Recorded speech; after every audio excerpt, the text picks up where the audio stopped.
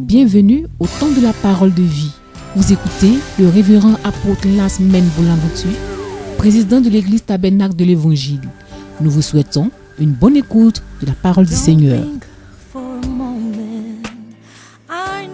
Dieu nous bénisse. Je voudrais, avant de commencer l'enseignement de ce jour, vous demander d'être très attentifs parce que c'est un enseignement qui est très fort. Ce sont des choses que nous vivons habituellement, mais qui sont remplies de pièges. Vous savez, quand la parole de Dieu arrive pour révéler certains points, c'est pour que nous puissions échapper au filet de l'oiseleur, donc aux griffes du diable.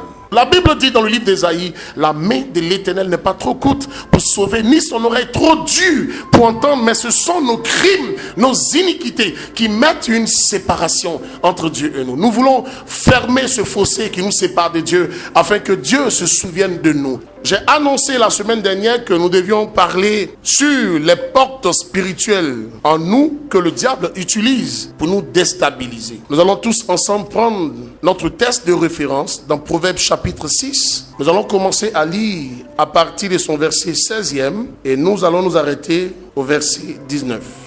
Il y a 6 choses que Dieu n'aime pas et même 7 qu'il a en horreur. Les yeux hautains, la langue menteuse, les mains qui répandent le sang innocent, le cœur qui médite des projets iniques, les pieds qui se hâtent de courir au mal, le faux témoin qui dit des mensonges et celui qui excite des querelles entre frères. Voici ce que la Bible nous dit dans le livre de Proverbes chapitre 6. Il y a 7 choses que Dieu n'aime pas du tout. Je disais tantôt que je veux parler sur les portes spirituelles qui sont sur l'homme, le corps de l'homme, et que le diable utilise pour déstabiliser la destinée des hommes. La Bible déclare que notre corps est le temple du Saint-Esprit. Pourquoi? Quand nous regardons en Genèse chapitre 2, le verset 7, la Bible dit que Dieu, en créant l'homme, il avait pris d'abord au préalable de la poussière, de la boue. Il a créé l'homme, mais il n'y avait pas encore mis le souffle de vie. Et quand Dieu a mis le souffle dans l'homme, l'esprit qui est rentré dans l'homme était l'esprit de Dieu. C'est cet esprit qui a vivifié l'homme, qui a donné vie à l'homme. L'homme était un corps rigide de froid. Mais quand l'esprit de Dieu est rentré en l'homme, l'homme est devenu un être vivant. Et ce qui fait de l'homme un être vivant, c'est l'esprit de Dieu qui est dans l'homme. Donc, la Bible dit, notre corps est le temple du Saint-Esprit. Donc, le corps est comme une enveloppe que Dieu a utilisée en mettant son esprit. Lorsqu'on enlève l'esprit de l'homme, lorsqu'on enlève l'âme de l'homme, le corps ne sert plus à rien. C'est pourquoi la Bible dit, vous ne devez pas craindre celui qui tue le corps, ayez plutôt crainte de celui qui tue l'âme. Parce que le corps est une simple enveloppe, une simple matière périssable. Je me rappelle qu'une année, nous étions allés dans une région périphérique d'Abidjan, c'est-à-dire Bassam. Nous étions allés à des funérailles et là-bas, on enterrait un monsieur qui était très riche, très nanti. Ce monsieur a été enterré avec de l'or, avec des bijoux, des pagnes, avec des assiettes, en fait tout ce que vous pouvez imaginer comme trésor. Et une année, ce qui était en cours à Abidjan, c'était que les gens rentraient dans les cimetières, ils cassaient, ils profanaient les tombes et ils retiraient ces choses qu'on avait mis. Les gens étaient frustrés de savoir qu'on casse les tombes pour prendre ce genre de choses. Qu'est-ce qu'un mort ferait avec un miroir, un peigne, une bouteille de gin ou encore des quitas de valeur? Et au funérailles, il y a du monde, on ne sait qui est qui. Les gens viennent, ils enregistrent tout ce qui se fait. Ils vont même accompagner le corps jusqu'à la dernière demeure. Et 2 jours, 3 jours après, ils viennent nuitamment profaner la tombe. Ils déplacent le corps, ils déshabillent le mort. Même quand le corps est déjà en décomposition, c'est pas leur affaire. Parce qu'ils se disent, il n'a pas besoin de ça. À Benoît, j'ai vu un monsieur qu'on enterrait avec ses meubles. Parce qu'il a dit que ça, c'était la chose la plus chère. Des fauteuils qu'il a fait venir d'Italie. Donc quand il est mort, ils ont fait sa tombe et ils ont fait un appartement en béton. Ils ont fait ça comme un salon. Ils ont mis une table, ils ont mis les meubles. Mais va voir aujourd'hui, tu vas voir qu'avec le temps, le matériel a commencé à se détériorer. Alléluia. Donc le corps, pour dire, n'a pas d'importance. C'est du sable. C'est pourquoi de temps en temps, arrêtez-vous et pensez à ce que vous serez demain. Je dois avoir à cœur de savoir, bien-aimé, comment est-ce que je vivrai mon éternité? C'est une question permanente qui doit habiter chaque chrétien. Quand le chrétien n'y pense pas, il est égaré, il est perdu. Parce qu'il voit les belles choses qui l'entourent. Il est limité. Or, la vie que nous espérons, c'est une vie éternelle. Revenons à notre texte. Donc, au début, quand Dieu créa l'homme, à son image et à sa ressemblance, il a mis son esprit en l'homme. L'homme était un esprit, mais sans corps.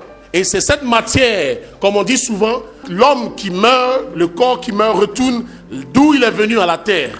C'est pourquoi, quand vous allez à des funérailles, à des enterrements, quand on dépose le cercueil, on prend du sable, on remet. Tel que tu es venu par le sable créé par Dieu, tu retourneras tel que tu es venu. Alléluia. Depuis le commencement donc, le diable cherche par tous les moyens les différentes portes que Dieu a mises sur l'homme. Parce que les portes que Dieu a mises sur l'homme, je vais vous l'expliquer tout à l'heure, sont des moyens de communication que Dieu a mis sur l'homme. Et chaque porte sur le corps humain a une fonction bien précise, mais que le diable utilise négativement, comme il veut, quand il veut, où il veut et avec qui il veut.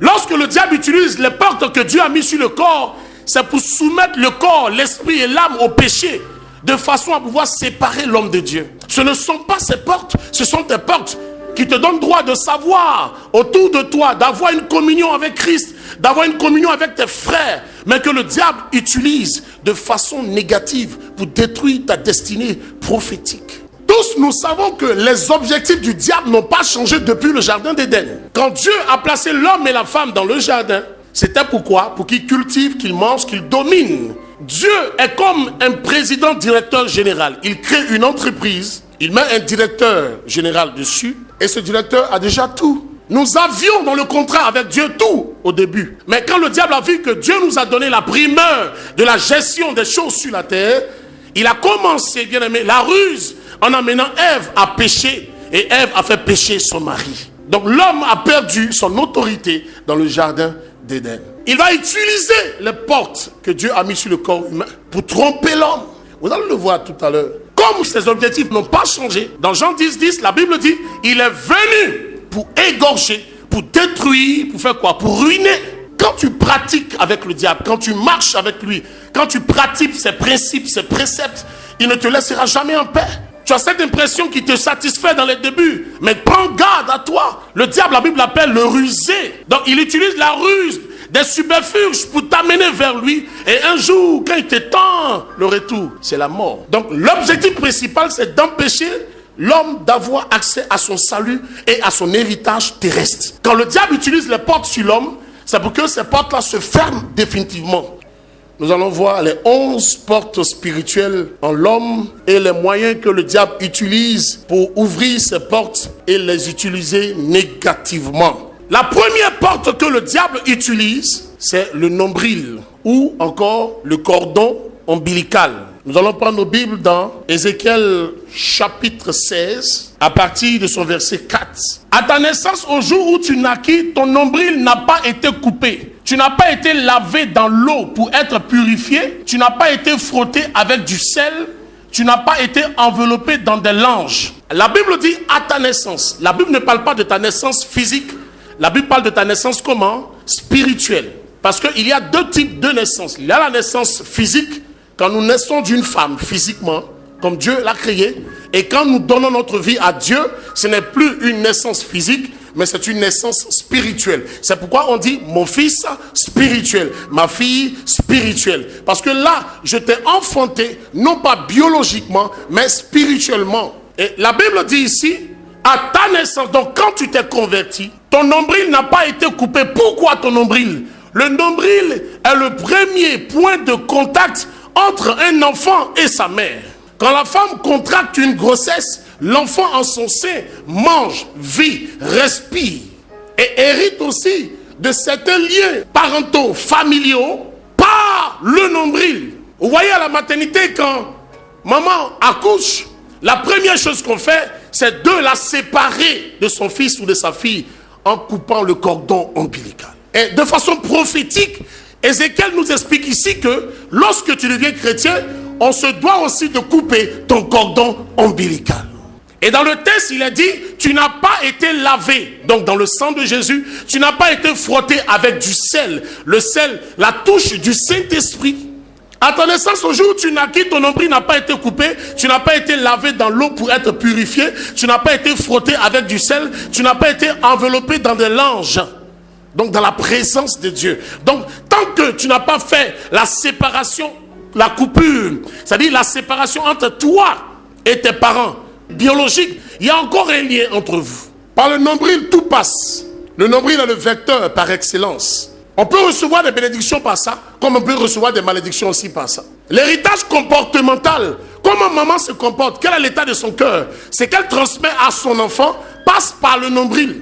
Quand une femme est enceinte, qu'elle pose la main sur son ventre, qu'elle parle à l'enfant, l'enfant entend quand elle met la main ici sur le nombril. Le caractère, la façon de faire, les gemmes, la façon de réfléchir, tout ça c'est par ici. Quand une femme est enceinte, qu'elle subit des atrocités, qu'elle subit des frustrations, quand elle est indignée, l'enfant reçoit toutes ces choses à partir de cette connexion, cette première porte qui est le nombril. C'est pourquoi on dit à une femme qui est stérile, mets ta main sur ton nombril, commence à parler, parce que c'est la première porte de la naissance. Donc le diable utilise ça.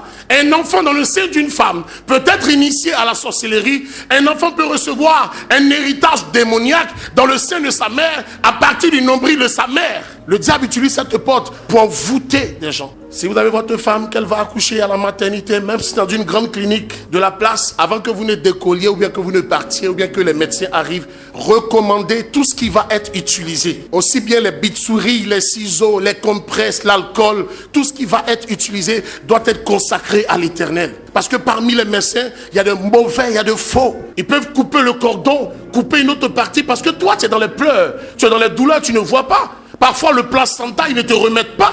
C'est pourquoi il y a des peuples qui réclament le placenta.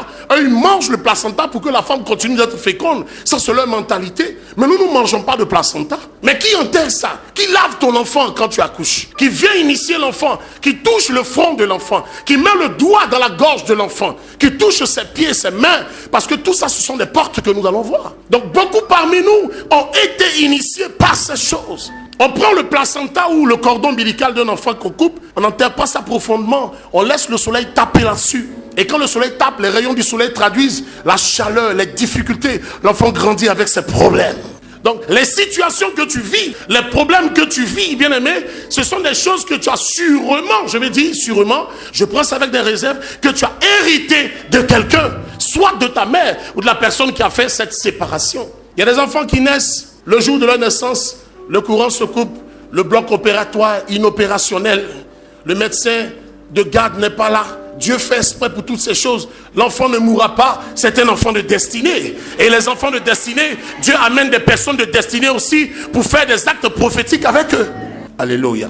La deuxième porte, ce sont les yeux. Genèse au chapitre 13, le verset 14 et 15. L'Éternel dit à Abraham, après que Lot se fut séparé de lui, lève les yeux et du lieu où tu es, regarde vers le nord et le midi, vers l'orient et l'occident. Les yeux que Dieu a créés pour l'homme sont sur l'homme la deuxième porte. Dieu parle à Abraham ici et il dit à Abraham, lève les yeux après que Lot se soit séparé de toi et regarde là-haut.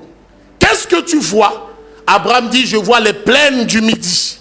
Donc une étendue de terre. Il dit, je te donnerai tout cet endroit. Donc par les yeux, on peut posséder.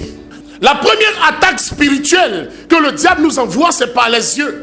Le premier péché est rentré par les yeux. Elle va regarder. Le diable lui a dit, Dieu a-t-il réellement dit, dans le livre de Genèse, Dieu a-t-il réellement dit que vous ne devez pas manger de ce fruit parce que le jour où vous en mangerez, vos yeux s'ouvriront. Mais pour voir quoi? Les yeux sont une porte. Quand les yeux s'ouvrent, c'est pour voir une destinée, c'est pour voir une grâce. Bien aimé, tu peux ne pas avoir de pied, mais quand tu n'as pas de yeux, c'est encore plus dangereux. Les yeux traduisent la vision.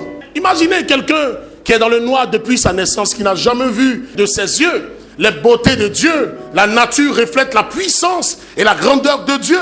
Mais tu ne peux pas voir. Tu ne vois pas tes enfants, tu ne vois pas ta femme, tu ne vois pas ce que tu manges, tu ne vois même pas les habits que tu portes. J'étais allé dans une église où j'ai été invité pendant que je prêchais. Un monsieur était assis dans le fond de la salle. Il avait porté des lunettes noires. Il avait attiré mon attention. Je me dis, mais quelles sont ces lunettes qu'il a portées? Oh, c'est parce que le monsieur, à un certain âge, il avait perdu la vue. Vous comprenez? C'est encore plus dangereux quand vous avez déjà vu que vous ne voyez plus aujourd'hui. Vous entendez simplement le bruit. Maintenant, réfléchissez, pensez un peu à ceux qui ne voient pas, qui n'entendent pas, qui ne parlent pas. À la fin du culte, il m'a approché, il m'a dit, pasteur, je veux vous voir. Je lui ai dit, je vous écoute. Il dit, j'ai un problème, je ne vois pas. C'est quand j'ai eu 8 ans, mes parents m'ont déposé au village chez ma grand-mère. Je suis tombé malade une nuit, j'ai vu des gens venir casser mes yeux. Pourquoi? Parce qu'il a une destinée. Parce qu'il doit voir des grandes choses. Donc on ferme cette porte-là pour ne pas qu'il voie. Il y a des gens bien-aimés qui ont les yeux ouverts mais qui ne voient pas. Leur vision est limitée. Aujourd'hui, tout ce que vous voyez attire votre regard. Le diable travaille, il travaille sur un plan international. Les magazines, la télévision, la mode, les vêtements, toutes ces choses attirent les yeux. Par les yeux on pêche. Je vous donne des versets. Matthieu chapitre 5, le verset 29. Si ton œil droit est pour toi une occasion de chute, vous comprenez, donc l'œil peut être une occasion de chute pour quelqu'un. Qu'est-ce que tu aimes regarder? Qu'est-ce que tu regardes? Qu'est-ce que tu vois? Si ton œil est pour toi une occasion de chute, arrache cet œil et jette-le loin de toi, car il est avantageux pour toi qu'un seul de tes membres périsse et que tout ton corps entier ne soit jeté dans la géhenne. Donc l'œil peut conduire quelqu'un à la mort.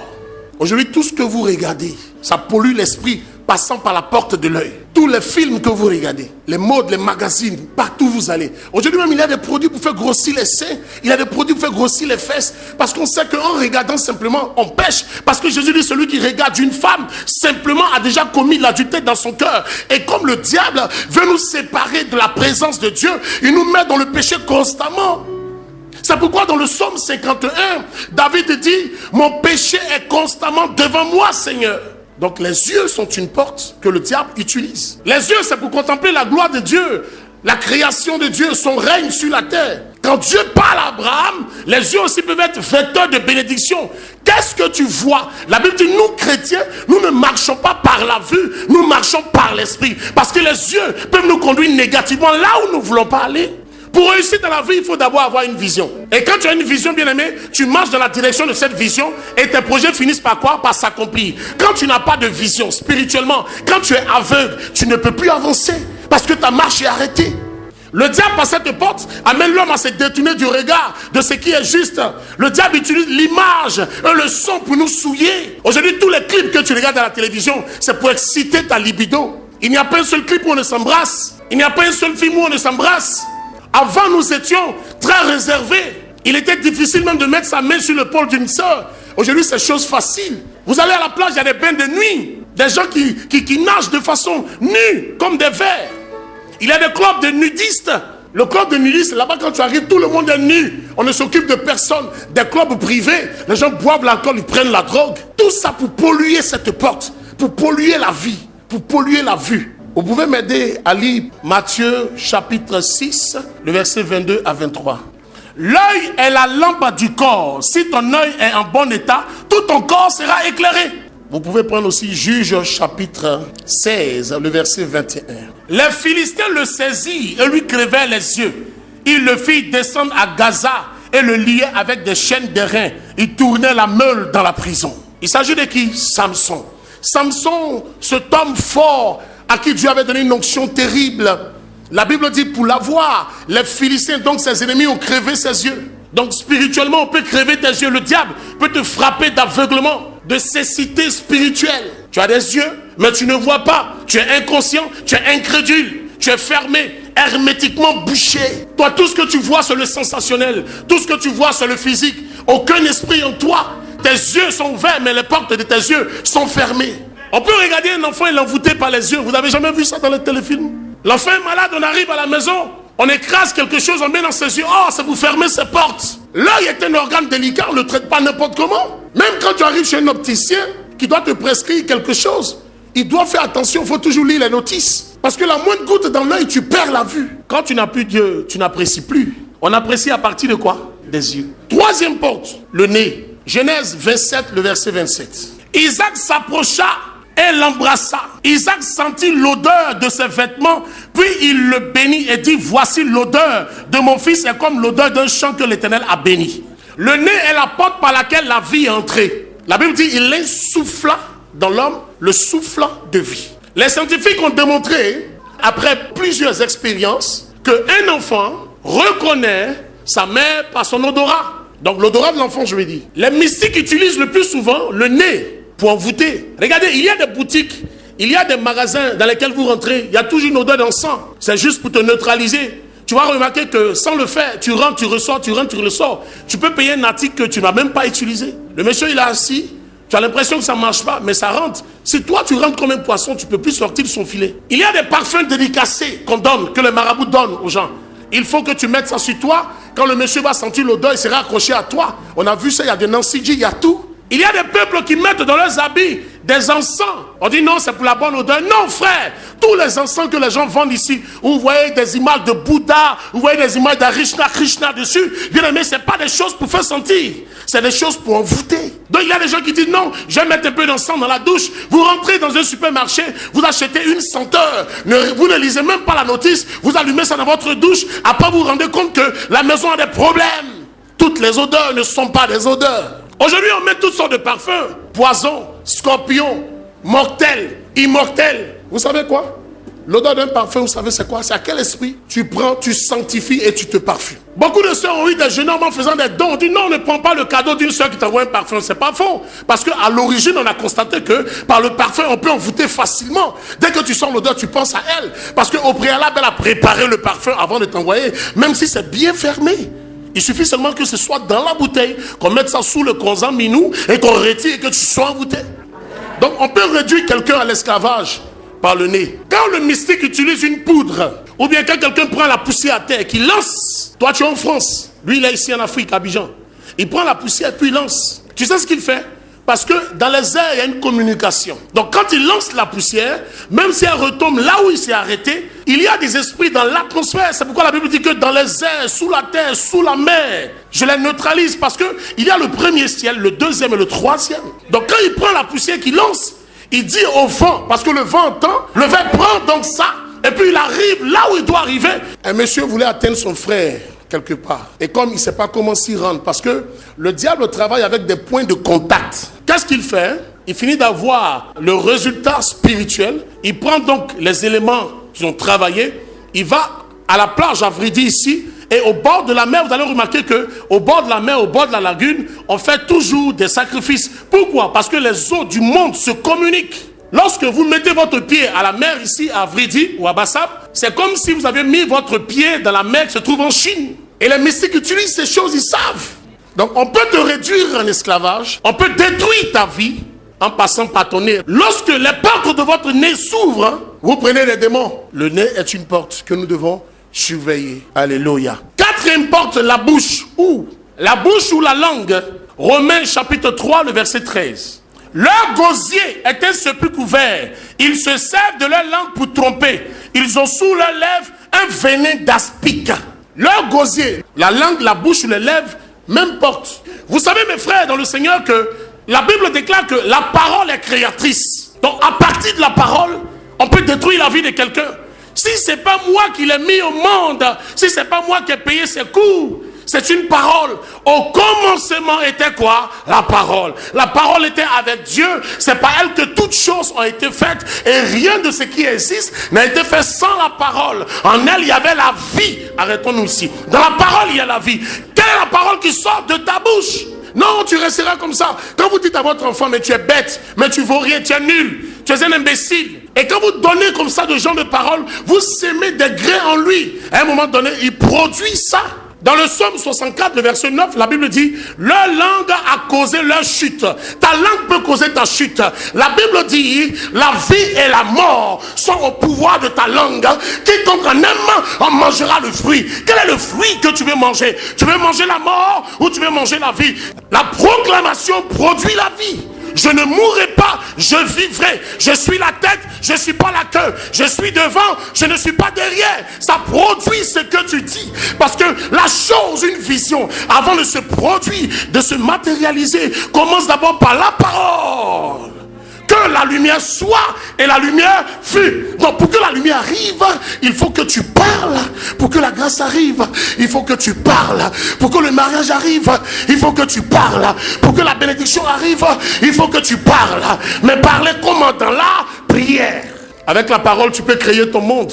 Jérémie 18, n'oubliez pas ce verset, le verset 18 dit, tuons-le avec la langue. Donc la langue peut tuer quelqu'un. Mon frère, il y a des mensonges là, si on a mis ça sur toi, ça peut gâter ta vie. Il y a beaucoup de gens qui ont plus peur des paroles que d'une arme blanche ou une arme à feu. Parce que ce qu'on va dire de toi, ça ternit ta réputation. Pourquoi ce Potiphar? Sa femme a menti sur qui? Joseph. Il a voulu le violer. Joseph allait où? En prison. La langue est capable de détruire la destinée de quelqu'un. Si quelqu'un parle négativement sur toi, ça peut changer ta destinée. Elle a menti sur moi. Elle a menti sur moi. Moi, je ne peux jamais faire ça. Mais tu as mal, c'est comme si c'était un couteau qui était rentré dans ta chair. La parole tue. Quand tu aimes quelqu'un, quand tu partages tout avec quelqu'un, et tu apprends que cette personne a dit quelque chose sur toi, et que c'est faux, ah mon frère, tu peux devenir sorcier. Parce que quand tu vois la personne, tu as mal. Tu dis, lui là, c'est pas un ami. Parce que les amis se disent de bonnes paroles. Les amis ne se disent pas de mauvaises paroles. Donc quand quelqu'un parle sur toi, Jérémie 18 dit, on peut te tuer avec la langue. C'est le mensonge qui amène des gens en prison. C'est le mensonge qui ferme les ministères. C'est le mensonge qui tue. Les gens sont en prison, c'est le mensonge. Mais laisse-moi, je t'annonce une bonne nouvelle. Si quelqu'un a menti sur toi, le mensonge a pris l'ascenseur. Mais un jour, l'Éternel va te faire arriver. Il va changer le mensonge en vérité. Le Dieu que nous adorons est le Dieu de notre combat. La Bible appelle l'avocat défenseur des chrétiens. Assis à la droite de Dieu, il intercède pour toi, le spécialiste des cas impossibles. Le Dieu qui dit une chose et la chose ne manque pas d'arriver. Ils ont menti sur toi. Un jour, le mensonge va retourner sur. Et très souvent, quand tu fais de bonnes choses et que Dieu veut t'amener à une autre étape, c'est là le mensonge arrive. Le mensonge arrive vers qui? Chez la personne qui t'aime le plus, pour que la personne te déteste. Un mensonge doit changer ta destinée. Mais laisse-moi te dire, ta destinée ne changera pas. Parce que l'Éternel fera en sorte que la vérité éclate au grand jour. Dans ta famille, la vérité éclatera. Dans ton église, la vérité éclatera. Dans ton travail, la vérité éclatera.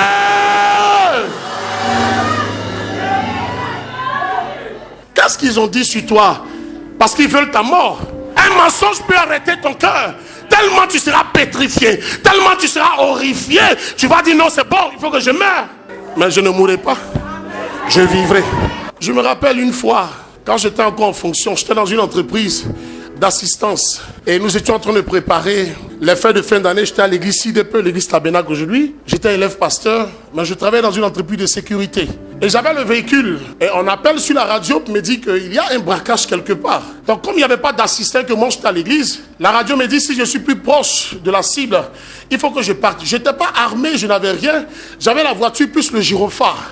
Donc je décolle, je dis à un moment, j'arrive. Frère, la parole peut te donner la vie ou la parole peut te donner la mort. Je démarre la voiture, je place le gyrophare. Question d'aller faire diversion et puis attendre que les assistants arrivent.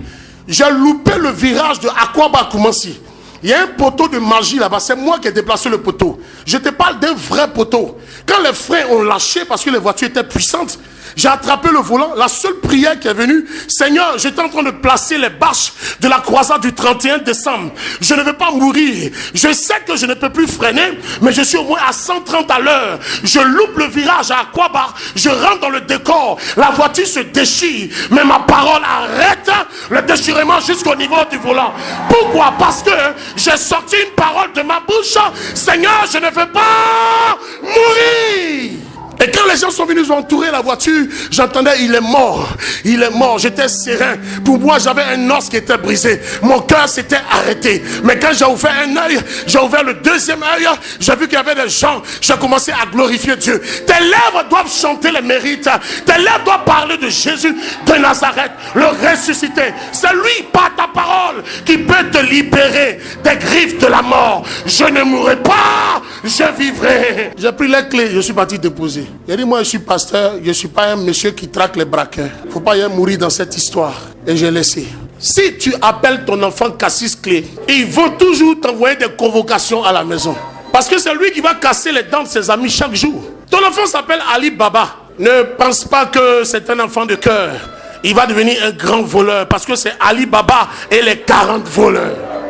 Si tu appelles ton enfant Goliath, il aura un joint David pour le renverser. Il y a des noms qui sont dans la Bible, mais tous les noms de la Bible ne sont pas des noms spirituels. Qui va donner Judas à son enfant? Judas Iscariote? Jamais. Mais tout le monde veut Israël, tout le monde veut Jacob, tout le monde veut Christ, Péniel, tout le monde veut Emmanuel. Faut donner Judas. Proverbe 18, le verset 20. C'est du fruit de sa bouche que l'homme rassasie son corps. C'est du produit de ses lèvres qu'il se rassasie. Allons-y en Deutéronome 23, le verset 22. Si tu fais un vœu à l'Éternel ton Dieu, tu ne tarderas point à l'accomplir, car l'Éternel ton Dieu t'en demandera compte et tu te chargerais d'un péché. Si tu t'abstiens de faire un vœu, tu ne commettras pas un péché. Mais tu observeras et tu accompliras ce qui sortira de ta bouche. Par conséquent, les vœux que tu feras volontairement à l'Éternel ton Dieu et que ta bouche aura prononcé. Arrêtez de faire des promesses que vous n'allez pas accomplir. Oh Seigneur, si je travaille, je vais t'apporter mes dîmes. Depuis que tu as commencé à travailler là, tu n'envoies plus tes dîmes. C'est-à-dire, toi-même un matin, tu prends la décision de garder ta dîme. Tu fais ça comme tu veux. Je te dis, la grâce de Dieu est trompeuse. Regardez, j'ai remarqué tout au long de ma carrière pastorale que Dieu se fâche pour des banalités. Hein? Le jour où tu penses que Dieu va se fâcher contre toi là, il ne se fâche pas. C'est le jour où tu ne t'attends pas à ça là, il te prend. Et Dieu est rancunier en griffe. Il n'oublie pas. Quand vous persécutez un enfant de Dieu, ça peut faire 10 ans. C'est pourquoi je parle de la rancune. Sinon, Dieu n'a pas de rancune dans son cœur. 15 ans, 20 ans, un jour, Dieu se rappelle de ça. Beaucoup de gens ne rentrent pas dans les bénédictions parce que, c'est-à-dire, ils ont tendance à mentir. Le diable est fait menteur. Tu prends un engagement, tu fais un vœu à Dieu. Si je travaille, je vais faire ça et tu ne fais pas. Non, pasteur, c'est moi qui vais payer ceci, tu ne payes pas. C'est moi qui vais faire ceci, tu ne fais pas. Je vais te donner ça et puis tu ne fais pas. C'est pas un problème. Tu ne fais pas ça à un homme, tu fais ça à qui? À Dieu. Ta bouche peut te libérer comme ta bouche peut te condamner. Cinquième porte, les oreilles. Matthieu chapitre 11, le verset 15. Que celui qui a des oreilles pour entendre, entende. Donc les oreilles sont des portes, je dirais l'une des portes principales de notre corps. Romains chapitre 10, le verset 17 dit quoi? La foi vient de ce qu'on entend, et ce qu'on entend vient de quoi? De la parole de Dieu, de la parole de Christ. Qu'est-ce que tu as entendu? Une parole que tu entends venant de quelqu'un peut te déstabiliser. Un rapport médical peut changer ta vie. L'une des portes que le diable utilise souvent, ce sont les oreilles. Parce que chaque fois que tu as un message, chaque fois que tu as une parole, lorsque la parole arrive et que tu n'es pas préparé, que tu entends cette parole peut déstabiliser ta vie.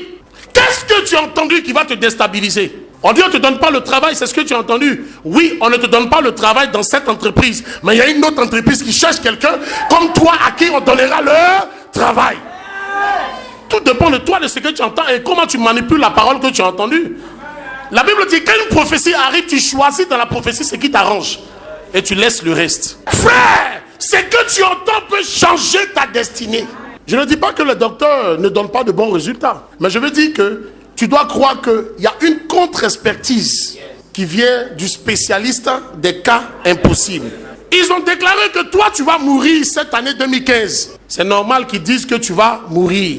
Mais c'est pas normal que tu acceptes la mort. David a posé une question aux gens qui se battaient dans cette vallée contre les Philistins. Il dit, que fera-t-on à celui qui tuera ce Goliath de cette circoncis de Goliath? Et les gens ont dit, le roi va lui donner sa fille en mariage, ils vont libérer sa maison, ils vont le combler de biens. C'est que David a entendu, lui a donné la force. Qu'est-ce que tu entends? La parole de Dieu qui te donne la force et de l'assurance. La Bible dit, il te met dans le creux du rocher comme le petit oiseau dans la fente du rocher. Tu ne crains pas les vagues, tu ne crains pas les attaques, ni la flèche qui vole en plein midi, tu ne crains pas la spique, tu marches sur le lion, tu marches sur le serpent, tu marches sur la spique. Toutes les paroles négatives retournent à l'envoyeur. Aucune parole ne doit arriver jusqu'à toi, parce qu'il est l'Éternel qui dit quelque chose et qui accomplit. David dit, dites-moi seulement, je veux une motivation, parce que la parole est une motivation, une prophétie est une motivation. Lorsque tu es motivé par une prophétie, ça te donne soit d'avancer ou bien de reculer. Jésus dit à Matthieu, ça fait 4 jours j'ai reçu une invitation, mon ami Lazare est mort. Elle dit, pardon, ça fait 4 jours, il est déjà pourri, il sent déjà. Jésus n'a pas demandé si Lazare sentait bon, il a demandé où il est. Elle voulait déstabiliser la foi de Christ, mais Christ n'a pas écouté les paroles de Marthe. Ils lui ont dit, tu es stérile, tu ne peux pas enfanter. Elle est venue me voir, je lui ai dit, non, si tu ne pouvais pas enfanter, tu allais être un garçon. Le garçon n'enfante pas, il dépose la sémence. Et toi, tu gardes la sémence. Si Dieu t'a donné ce qu'il faut pour enfanter, c'est que tu enfanteras. Mais dans la Bible, il y a des femmes qui ont espéré. Telle que Sarah, elle a espéré jusqu'à son vieil âge. Elle a eu un enfant. Elles peuvent avoir 3, 4, 5. Mais pour toi, one que tu vas faire, cet enfant-là va venir comme Samuel. Pour dépasser les autres. Pour dépasser les autres. On dit tu ne travailles pas. On dit tu ne vas pas à l'école. On dit tu n'as pas d'argent. On dit tu n'as pas de maison. Mais laisse-moi te dire, ta porte est encore fermée. Le jour où ta porte va s'ouvrir, le jour où ta porte va s'ouvrir, tu vas rentrer dans cette grâce et tu vas dépasser les autres. Je te vois en train de dépasser les autres. Tu as dépassé 1, tu as dépassé 2, tu as dépassé 3, tu as dépassé 4. Tu es parti, personne ne t'arrête. Ils ne t'arrêteront pas. Je proclame, je déclare, je confesse, je signe et j'atteste au nom de Romains 10, 10. Car c'est en croyant du cœur qu'on parvient à la justice et c'est en confessant de la bouche qu'on parvient au salut. 6e porte, les mains. Matthieu 18, 18. Je vous le dis en vérité, tout ce que vous lierez sur la terre sera lié dans le ciel et tout ce que vous délierez sur la terre sera délié dans le ciel. On lit avec quoi? On délie avec quoi? Avec la main. La main est liée au cœur. Lorsque vous touchez quelque chose, vos mains transmettent la sensation reçue au cœur. Lorsque je touche un endroit rigueux, mon cœur reçoit l'information de ce que cet endroit est un endroit rocailleux ou bien un endroit sablonneux. Alléluia. Les féticheurs utilisent cette porte le plus souvent comme point de contact. C'est pourquoi ta chaussure a disparu. C'est pourquoi ta chemise a disparu. C'est pourquoi ton caleçon a disparu. C'est pourquoi ton soutien a disparu. Parce qu'il faut un point de contact. C'est que tu as déjà touché. Et dès qu'il prend ça, il peut travailler la chose. Quand la chose revient, que tu es au contact de ces choses, puisque la sensation transmet ça à ton cœur, tu es envoûté. Les cadeaux, les bijoux, les tissus, l'argent que vous donnez à quelqu'un, par la main vous donnez comme ça. C'est un point de contact. Ne fais plus de dons, ne donne plus quelque chose à quelqu'un, même à ta soeur. On ne sait jamais. Je n'accuse pas ta soeur. Mais quand tu portes un vêtement, ton esprit et ton âme sont dans le vêtement. La Bible dit que l'apôtre Paul prenait un mouchoir de poche qu'il appliquait sur les malades et les malades recevaient quoi? La guérison. Donc à partir d'un vêtement, on peut savoir ta sensibilité. À partir d'un vêtement, on peut prendre ton onction. À partir d'un vêtement, on peut t'arracher quelque chose. Pourquoi avant, quand les gens faisaient des sacrifices au carrefour, on voyait des chaussures. Frère, ne mets pas ton pied parce qu'il y a ce qu'on appelle un transfert de données. On a un ami qui a vu un mouton, un carrefour très tôt le matin. Il a détaché, il allait manger, mais il est mort. Parce que dans le livre de Lévitique, la Bible dit, lorsque on voulait expier, c'est-à-dire nettoyer, enlever le péché de quelqu'un, on demandait au coupable de prendre un animal. Il posait donc la main droite sur la tête, le crâne de l'animal, et quand on égorgeait l'animal, on faisait ce qu'on appelle un transfert. Donc quand tu es malade, que tu arrives chez le marabout qui te dit de payer un poulet là, en réalité, bien aimé, il fait un transfert. Mais quand tu fais un transfert sur ton portable là, ça met, votre transfert a été effectué avec tel numéro. Il a fait ça pour toi, mais le numéro est resté. Un jour, il va se saisir du numéro pour bouleverser ta vie. Un jour, il va se saisir du numéro pour changer ta destinée. Un jour, il va se saisir du numéro pour t'amener là où tu n'as pas envie d'aller. C'est là qu'il va t'envoyer un jour. Parce que le numéro est resté. Donc, quand tu veux donner quelque chose à quelqu'un, fais attention. Moi, j'ai un oncle au village qui n'est plus maintenant. Chaque fois que j'arrive au village, il veut que je lui achète une montre. Il est vieux, il veut montre. Pourquoi? Il veut contrôler mon temps.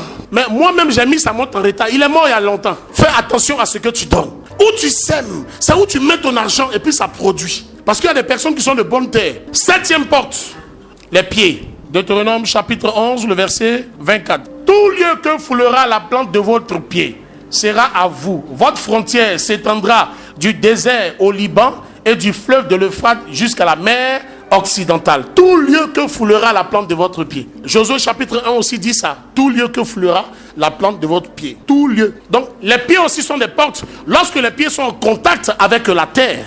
Parfois quand on fait la délivrance, on demande aux gens d'enlever vos chaussures, on met de l'huile. C'est pour qu'ils soient en contact avec la terre. Non seulement avec la terre, mais avec le sang de Jésus. Alléluia. Quand vous prenez vos pieds, écoutez-moi Église de Dieu, que vous allez chez un féticheur. Dès que vous arrivez spirituellement, je vais vous montrer le verset. La Bible dit que la poussière de cet endroit s'attache à vos pieds, à vos chaussures. C'est Jésus qui a dit ça. Donc si tu étais un friand de visite et que tu es allé chez le marabout et que tu t'es pas encore séparé de ça, tu as encore la poussière à tes pieds. Or, si tu as la poussière à tes pieds d'un endroit malsain, tout endroit où tu vas, comme Josué chapitre 1 dit, dès que nous posons le pied, nous possédons un endroit. Quand tu vas dans un endroit qui est propre, où on doit te recevoir, comme tu transportes la poussière d'un endroit malsain, dès que tu arrives, la porte de tes pieds ici se ferme. Donc beaucoup marchent mais ne possèdent pas. Beaucoup transportent la mauvaise poussière. Tu as accompagné Safia Touche, Ibrahim, Abobo Dereraï. Vous êtes parti là-bas. On t'a demandé d'acheter un poulet, tu as acheté les poulets. Vous avez tué le poulet, vous avez mangé le poulet là. Il y a quelque chose qui est attaché à ta vie. Je ne suis pas rentré, moi j'étais dehors et puis elle est rentrée. Quand tu accompagnes une soeur pour aller faire un curettage, quand elle arrive pour faire le curettage et que toi tu es à la salle d'attente, tu es dans la salle d'accouchement aussi. Parce que tu l'as accompagné. La Bible dit quoi? Ne vous asseyez pas en compagnie des moqueurs. Le moqueur, ce n'est pas celui qui rit. Le moqueur, c'est celui qui excite l'autre, qui accompagne l'autre, qui donne son cachet, qui donne son quitus à l'autre, qui donne son amour à l'autre. La Bible est profonde. Donc c'est où tu es allé. Regarde un peu où tu es allé. Peut-être même que tu viens ici, mais tu vas encore de l'autre côté. Même il y a des églises où il y a de la mauvaise poussière. Des églises de prophètes le plus souvent, où les gens donnent des prophéties. Tu prends la poussière d'un mauvais endroit pour aller dans un bon endroit. Tu ne dis pas dans le service, on te renvoie. Tes affaires sont bloquées parce que tu as pris de la mauvaise poussière. Pourquoi Jésus a lavé les pieds de ses disciples? Pour enlever la poussière. La Bible dit qu'ils sont bons les pieds de ceux qui annoncent quoi? L'évangile. Ça veut dire quoi? L'évangile, c'est le travail de Dieu. Donc si toi tu marches pour faire les choses de Dieu, si tu mets ton argent dans les choses de Dieu, si tu payes tes offrandes et tes dîmes, si tu es toujours soucieux du devenir de l'église, Dieu conduira tes pieds dans les endroits élevés. Alléluia.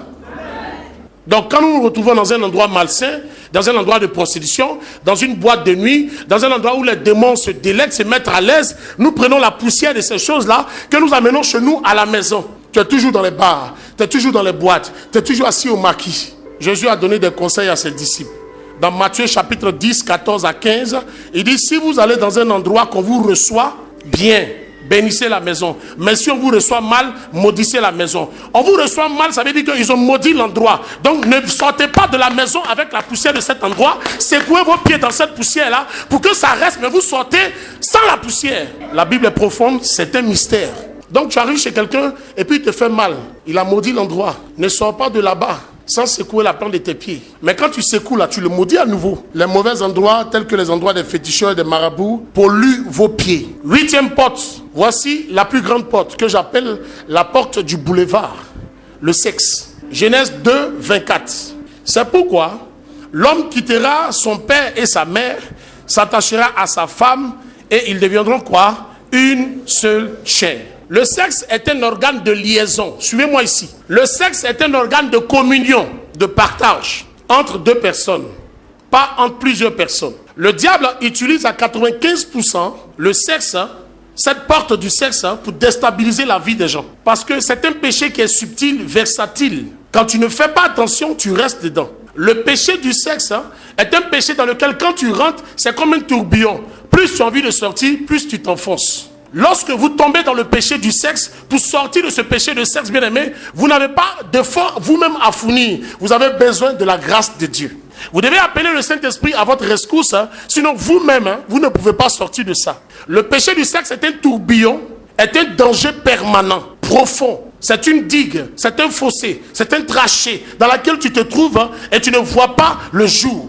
Quand le diable veut finir avec toi, bien aimé, il commence par ce péché du sexe. Nos télévisions, nos films, nos danses, nos modes, comme je disais, nos magazines sont remplis de sexe. Aujourd'hui, sur le net, tu tapes un site, tu regardes un film pornographique.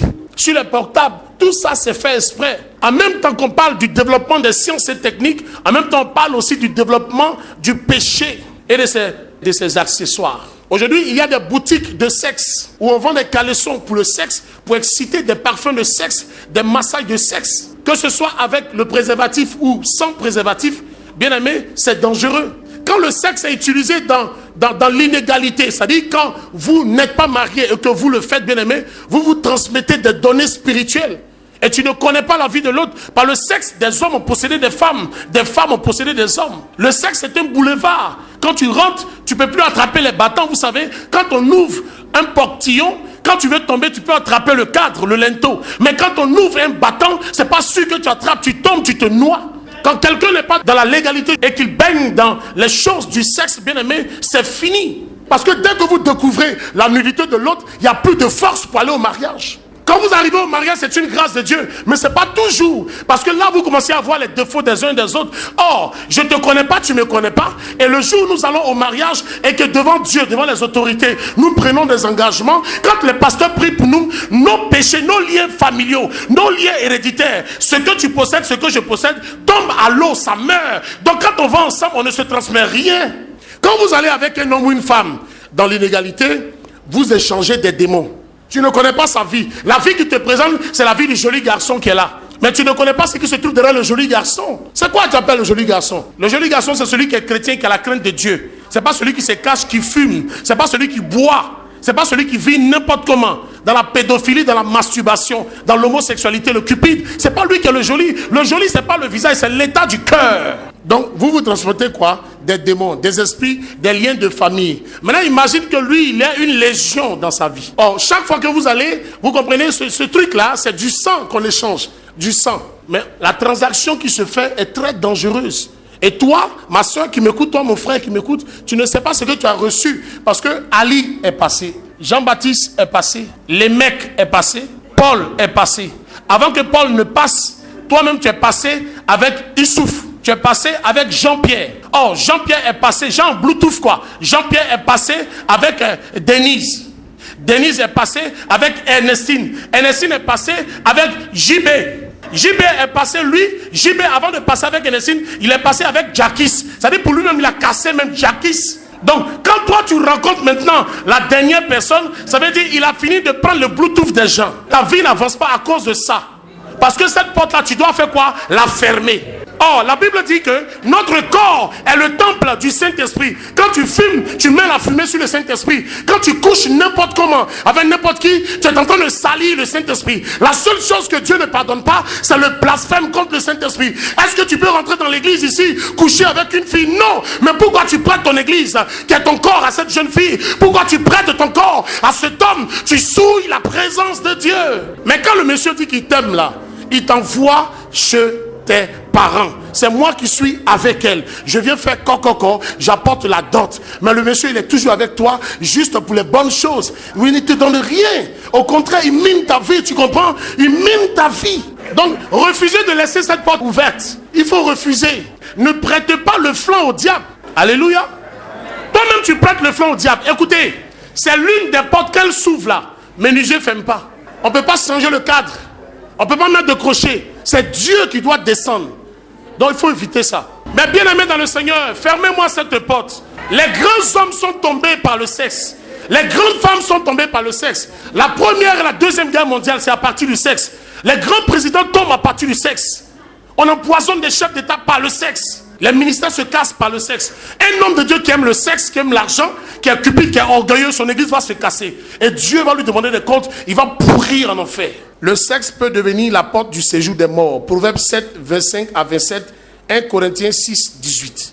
Le sexe peut devenir la porte du séjour des morts. Si tu es sexe, il y a des femmes, des hommes qui sont insatiables. Et quand c'est comme ça, ça conduit à quoi? À des tromperies. Tu es insatiable. Le sexe n'est pas un jeu. Le plus souvent, la femme peut se contenir, mais l'homme, il ne se contient pas. L'usage négatif du sexe a conduit à la destruction de grandes villes. Sodome et Gomorrhe. Romains chapitre 1, le verset 26 à 27. Sodome et Gomorrhe dans la Bible ont été détruits parce que les anges qui étaient là-bas, là, ils couchaient avec tout le monde, tous les étrangers qui rentraient. Même des anges sont rentrés là-bas. Les gens qui étaient à Sodome, ils couchaient même avec les anges.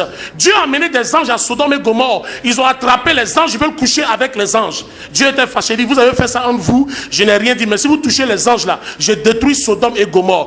Sodome, ça vient de sodomie. Gomorrhe, c'est la gonorrhée, gonocoxie. 9e porte. Proverbe 7, 25 à 27. 1 Corinthiens 6, 18. Vous allez lire ça, vous allez voir. Dans les rapports sexuels, plusieurs volent les grâces. Moi, je connais un monsieur bien aimé qui couche avec sa fille. Il couche avec sa propre fille. C'est un mystique, il est rosicrucien. Donc lui, il doit coucher avec sa fille pour prendre la grâce. Il doit coucher avec une vierge. Il y a des gens qui couchent avec des folles. Vous n'avez jamais vu ça? Dieu a créé le sexe pour qu'au jour du mariage, on tire le plaisir. Alléluia. Mais aujourd'hui, des hommes, ils font des relations contre nature. Les gens se marient. On légalise l'homosexualité. Homme, quel péché, quelle abomination. Et vous allez voir, pour ceux qui parcourent les sites pornographiques, des femmes qui couchent avec des animaux. Le monde est en train d'aller à la dérive, à sa décadence, à sa chute. Et il y a des gens, eux, c'est leur plaisir, ils aiment ça. Les abonnements araignées que vous avez chez vous là, et que vous regardez les films pornographiques à longueur de journée, ça vous souille les yeux, ça souille le cœur, et ça te donne l'envie de pratiquer.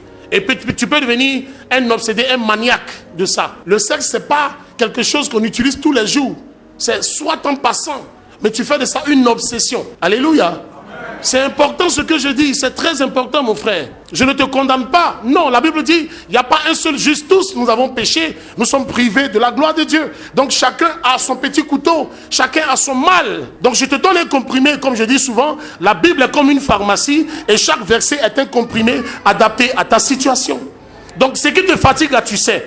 Ici, si on veut passer tout le monde au scanner spirituel, on verra des dégâts immenses. Mais que Dieu nous épargne de ces choses.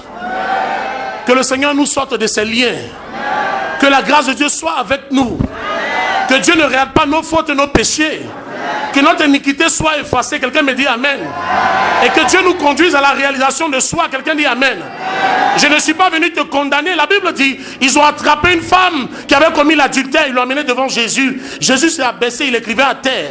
Et les gens ont pris des pierres, ils ont voulu la lapider. Mais ceux qui ont pris des pierres voulant lapider cette femme-là, eux-mêmes ce sont des pécheurs. Le péché du vol, le péché du sexe, c'est même péché. Péché, c'est péché. Pour entrer dans la bénédiction de Dieu, ce n'est pas des choses faciles. C'est tout ça pour se séparer de ça. Je vous ai raconté l'histoire d'une de mes filles, Isabelle, qui a perdu la vie à cause de ça. Elle se faisait entretenir par un homme. Et dans la petite maison où on était quand on a démarré l'église, je lui ai demandé de venir rester, elle ne pouvait pas. Parce qu'elle avait besoin d'avoir de l'argent pour faire ses cheveux, de se payer la pommade. Écoute-moi très bien, il y a un temps où tu dois noircir. Et il y a un temps où tu dois paraître au grand jour. Tu ne dois pas continuer de briller tous les jours. Reste dans ton coin. Dieu doit te mettre dans ton désert. Traverse ton désert. Sinon, tu vas finir par sortir avec des hommes mariés, avec des femmes mariées. Tu deviendras un gigolo. Tu es marié, mais tu couches avec une autre femme. Tu vas pas comment c'est affreux. Tu dépenses beaucoup d'argent. Tu te caches parce que pour commettre le péché, on se cache. On va loin. C'est ridicule. C'est pourquoi la Bible dit que chacun est sa femme. 9e porte, l'anus. L'anus est une porte que Dieu a créée pour l'évacuation des déchets de notre corps. C'est le siège, selon des recherches médicales, le siège de tous les muscles du corps. Il est comme la plante des pieds. L'anus est utilisé aujourd'hui par le diable pour humilier, avilir, rabaisser, rendre animal l'espèce humaine. Et aujourd'hui, il y a des gens qui se donnent à cette pratique-là. C'est malheureux. Si vous connaissez un frère qui est dedans, dites-lui, mais mon frère, tu es en train de mourir. C'est pas une bonne chose. Encore quand c'est avec une soeur, on dit oui. Mais là-bas aussi, c'est dangereux. Mais toi, tu fais ce qui est contre nature. Ce que les animaux font. Donc, tu as quitté, l'Esprit de Dieu t'a quitté, tu es au stade animal. Romains chapitre 1, le verset 18. Nous lisons jusqu'au verset où je vais m'arrêter. La colère de Dieu se révèle du ciel contre toute impiété et toute injustice des hommes qui retiennent injustement la vérité captive. Car ce qu'on peut connaître de Dieu est manifeste pour eux, Dieu le leur ayant fait connaître. En effet, les perfections invisibles de Dieu, sa puissance éternelle et sa divinité se voient comme à l'œil. Depuis la création du monde, quand on les considère dans ses ouvrages, ils sont donc inexcusables. Puisque, ayant connu Dieu, ils ne l'ont point glorifié comme Dieu. Et ils ne lui ont point rendu grâce. Mais ils se sont égarés dans leurs pensées et leur cœur sans intelligence a été plongé dans les ténèbres. Se vantant d'être sages, ils sont devenus fous. Et ils ont changé la gloire de Dieu incorruptible en image représentant l'homme corruptible. Des oiseaux, des quadrupèdes, des reptiles. C'est pourquoi Dieu les a livrés à l'impureté, selon les convoitises de leur cœur, en sorte qu'ils déshonorent eux-mêmes leur propre corps.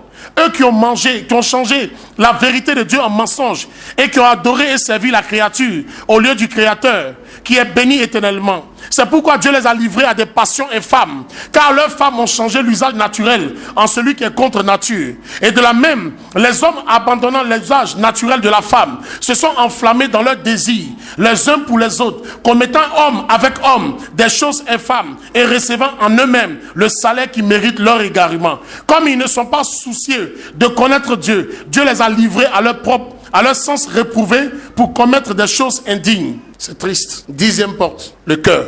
Jérémie 17, le verset 9. Le cœur est le moteur de notre vie. Tout ce que nous disons vient de notre cœur. La Bible dit, prends soin de ton cœur. Prends garde à ce que ton cœur retient. Prenons les versets du cœur. Matthieu chapitre 5, le verset 28. Avant, j'ai donné Jérémie 17, le verset 9. Donc vous prenez encore Matthieu 5, 28. Vous prenez Exode 35, 21. Dans Exode 35, 21, la Bible dit ceux qui furent entraînés par leur cœur. Donc c'est le cœur qui nous entraîne. Exode 35, 21. Lorsque quelqu'un est entraîné par son cœur, il fait les choses de Dieu avec son cœur. La Bible dit, l'Éternel a dit à Moïse, ne prends pas les offrandes de tout le monde, prends les offrandes de ceux qui seront décidés. Alléluia.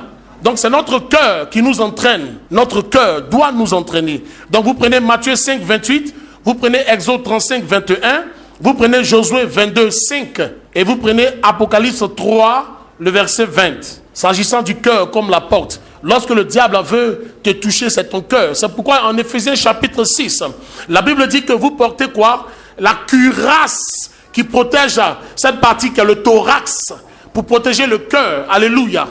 Dieu a mis à côté du cœur les côtes. Pourquoi ce n'est pas ailleurs dans le corps humain? Parce que les côtes protègent le cœur. Le cœur est l'organe sensible. C'est le moteur de l'homme. Lorsque ton cœur est touché comme tes oreilles, bien aimé, c'est fini, c'est la mort. Et la mort spirituelle rentre dans la vie des gens à partir de leur cœur. Est-ce que ton cœur est touché? Quand la Bible dit, je me tiens à la porte de ton cœur et je frappe, si tu entends ma voix, tu me laisseras entrer, je souperai avec toi et toi avec moi. Donc notre cœur est la partie que Dieu veut toucher. Quelqu'un se convertit, mais quand son cœur n'est pas converti, bien aimé, il fait des bêtises. Le diable veut ouvrir ton cœur pour que tu reçoives n'importe quel type de déchet. Moi je te dis non, n'ouvre pas ton cœur. La Bible dit mets ta main sur ton cœur. Les paroles de Dieu s'écrivent sur les tablettes de notre cœur. Notre cœur ne doit pas être un cœur de pierre. Parce que les gens qui sont incrédules dans l'église, c'est à partir de leur cœur. Tu leur parles, tu leur dis tout, ils rient, ils écoutent la parole de Dieu, mais quand ils sortent, ils reprennent les mêmes choses. C'est dans le même train-train qu'ils sont. Parce qu'ils n'ont pas le cœur circoncis. Notre cœur doit être changé. Un cœur humain, un cœur non pas de pierre, mais un cœur de chair. Dieu voit notre cœur avant de nous bénir. Dieu voit notre cœur avant de changer notre destinée. C'est ton cœur qui intéresse Dieu. Ce ne sont pas tes yeux, ce n'est pas ta taille, ni ton argent. Mais comment tu as l'argent, comment tu manipules, c'est ton cœur que Dieu regarde. La Bible dit dans le livre de Luc chapitre 21, cette pauvre femme est venue donner de l'argent à Dieu. Les gens mettaient beaucoup d'argent. Elle a mis 2 pièces.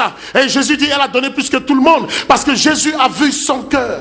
Quand Dieu voit ton cœur, il te bénit en fonction de la disposition de ce cœur. Est-ce que tu es prompte pour les choses de Dieu? Est-ce que tu as envie de faire les choses de Dieu? Est-ce que les choses de Dieu t'intéressent? Montre-nous ça dans ton cœur. Maintenant, quand l'amour de Dieu est dans ton cœur et que tu veux matérialiser ceci, tu fais ça en acte. Je donne ceci pour la maison de Dieu. Je paye ma dîme. Je fais ceci. Je soutiens l'œuvre. Pour les croisades, je suis là. C'est ton cœur. Quand ton cœur est attaché aux choses de Dieu, le diable ne peut pas venir siéger dans ton cœur. Voici la dernière porte et nous avons fini pour aujourd'hui. La 11e porte, le nom que nous portons. Genèse 32, le verset 27, c'est le dernier verset nous lisons. Le nom que nous portons. Il lui dit, quel est ton nom? Il répondit, Jacob. Il dit encore, ton nom ne sera plus Jacob, mais tu seras appelé comment? Israël. Car tu as lutté avec Dieu et avec des hommes et tu as été vainqueur. Je disais que le nom est notre identité. Le nom traduit notre personnalité. Le nom que vous portez peut influencer comme une porte négativement votre vie. Il y a des noms que nous portons parce que nos parents ont souffert. Ou bien notre naissance est une histoire rocambolesque. Donc nous avons besoin de porter un nom en souvenir. Elle s'appelait Marie. Marie c'est Mara. Mara c'est douleur. Douleur c'est épreuve.